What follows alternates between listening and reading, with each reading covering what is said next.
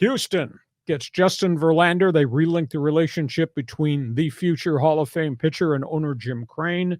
They got the Mets to pay $55 million of Verlander's contract. That goes to Houston in addition to Verlander. So Verlander is locked into the Astros. They desperately need him. They're hanging on, fighting Texas for first place. Half their pitching staff is on the injured list right now. This is a great acquisition, and there's past track record history. They like him in Houston. He's pitched well in Houston. The owner believes in him. So that's probably a win-win deal. And, of course, to get him, they had to give up two of their top outfield prospects. They go to New York, and obviously New York is now in kind of rebuild mode. But New York stockpiled, I think the last I counted, New York has picked up 13 young players in all these transactions as they kind of rid themselves of the roster. So Houston gets Verlander. They had to because Texas had gotten Scherzer just prior to that. And the Mets paid $35 million of Scherzer's contract to Texas to make that deal go through. So think about that. The Mets paid 55 to Houston, 35 to the Texas Rangers. In addition, lost in the conversation, Texas traded for left-handed pitcher Jordan Montgomery. And that guy is a strike thrower with velocity who came from the St. Louis Cardinals. And they had a black hole behind home plate because of a bad injury to Jonathan Heim. They go get Austin Hedges in his glove. And they don't care if Hedges is hitting 181 or 118, whatever the number right. is. But I think that's a good acquisition. Baltimore, they shopped and talked to a lot of people. They got a good guy. If they can keep him healthy, Jack Flaherty. He was once one of the real promising prospects with the St. Louis Cardinals. Has fought back from shoulder injuries a couple of times, but the Orioles just kind of need a veteran guy to go with a really young pitching staff. And the most amazing thing to me, Baltimore's in first place, and they're doing it without the ace of the staff, John Means, who had thrown a no-hitter about a year and a half ago, and he had major surgery, and then he had a setback. They've done all this with almost a raw rookie group of starting pitchers and without the ace of the staff, John Means. So they get Flaherty. He'll give them quality starts. Philadelphia needed pitching because they've been nicked up in that department. They get Michael Lorenzen's kind of a weird story. He comes from Detroit.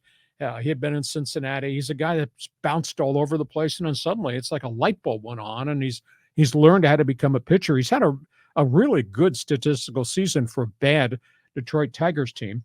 And then Tampa Bay, I think, really stole one. And their pitching staff has been shredded by injuries. They got real significant injuries. You know, a couple of weeks ago, as we were going to the All-Star break, we talked about hot young Cy Young Award candidates, and we were talking about Shane McClanahan, the left-hander, who at that point was 10-1, and microscopic ERA. He's had a back injury. Now he's got a forearm injury.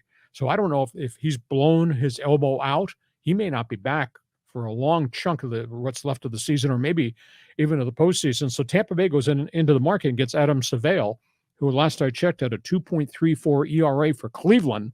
Obviously they traded minor league prospects to make that deal happen. They traded maybe Cleveland gets the first baseman of the future in that transaction. But those are the ones that I thought really, really did well. Bad ones, I don't know what's going on at Yankee Stadium. Now, granted, they've been ravaged by injuries, and they got so many critical people hurt, but they did not make any significant transactions.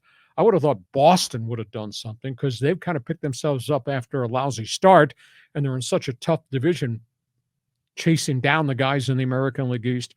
I thought Seattle would do something, and the Mariners, Jerry Dipoto has a history of making transactions. That didn't happen. And I don't know whether Cincinnati panicked, whether they blinked, or whether they just weren't willing to give up the price tag. The Reds desperately need some veteran front-end starting pitching to go with all their kids and all those kids in the everyday lineup. And they didn't do a thing, which kind of really blew me away. So Wheelers, dealers, John, your response to what Houston did in response to what Texas did. Yeah, so I think those are the two big deals that went. I mean, those two pitchers, Scherzer and Verlander. The rest of them, they're kind of guys. Some are good, some are journeymen, some fill in some holes. But this wasn't as an electric of a trade deadline day as I had thought, because I think a lot of teams feel like they're still in it. That's why everyone's in buy mode. But darn it, the Astros, and they're cheaters, and they're getting Verlander back. They get Kate Upton with them, package deal. I mean, Verlander is just the king of the world these days. He's making huge money. He's got a supermodel for a wife, and he's back with the boys in Houston, and he's got that familiarity with Maldonado. So that's a sweet spot for him to land, but I don't want the Astros to be successful. I'll be fascinated to see. Corey Seager is now back, and he was hitting 350 before he went down. He is now back, and we'll see if Texas starts to stroke it, but obviously getting Scherzer helps them a great deal. Hey, our